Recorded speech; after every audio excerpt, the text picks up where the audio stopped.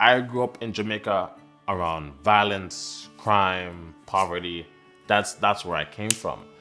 And like, going from nothing to something, it makes you appreciate stuff a lot more, and it opens your eyes to a lot of things that people don't like appreciate and all that stuff. So my Jamaican life was like, it was hard, but like, my mom always taught me like respect goes a long way.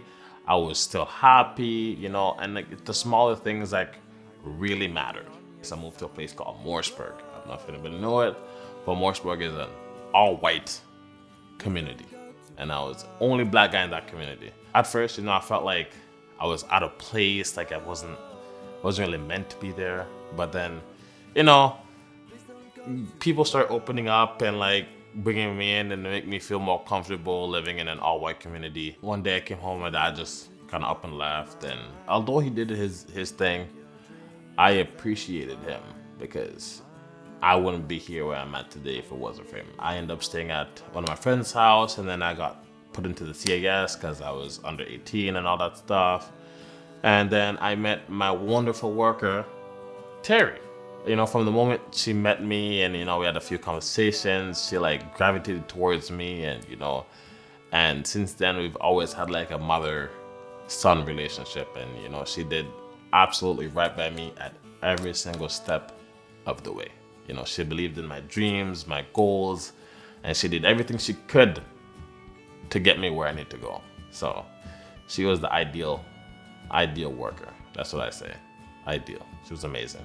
When I was coming out of high school and she was like, what do you want to do? And I'm like, what jobs are out there that like main thing is, to bring people happiness? And I'm like, comedian, actor, all that stuff, I talked to her about it and she's like, I can see you being there. She encouraged me and she pushed me towards it. She was the one that brought up to Dream Bursary. She forwarded me all the paperwork and everything, and we filled it out, and she pushed it through and make sure I was able to get funding to go to school and all that stuff. It helped me a lot, like financially wise, for sure. It helped me to like get an apartment to where we're down in Toronto, and it really helped like tremendously. If you want to hack the sky, you just need to. Transitioning out of care, I would say, is the hardest part of being in care. She taught me like how to manage my money, how to prepare myself for the future the right way, and she makes sure to explain all of that to me and teach me all that, and like it's been absolutely helpful. Because I don't have to rely on anybody.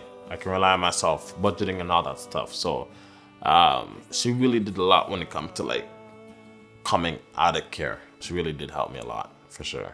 Kids are the future, right? And if they don't have a chance at future, then what future will we have? Because we're gonna be the next doctors, the next lawyers, the next politician. And if kids like us that doesn't have a family to call on, or financial aid like that, goes a long way for that person to go and pursue their dreams to be the next big thing, because you're already there, right?